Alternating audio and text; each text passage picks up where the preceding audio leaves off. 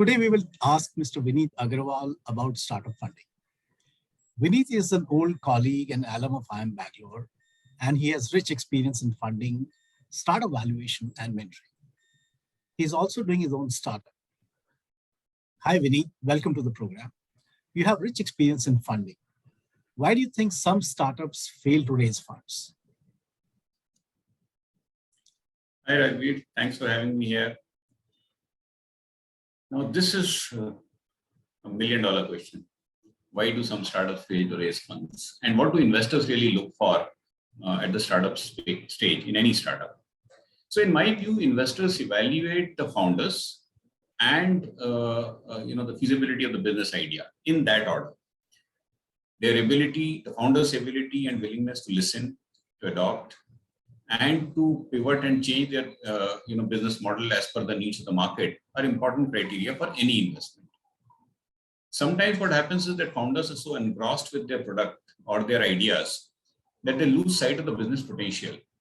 And when the investors then figure out that while the founder is passionate about what he's doing, but it may not really have a commercial or business potential, and that is the foremost reason for inability to raise funds. Sometimes the investor also feels that the founders are somewhat inflexible in adapting to the changing business dynamics, and that also leads to some rejections.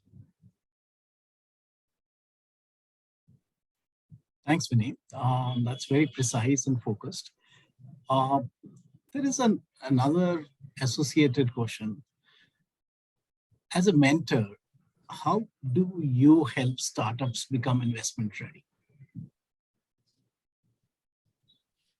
Yeah, so as mentors, we help them critically examine the business potential and the business model, and help them in making the connections with business partners, markets, suppliers, even people.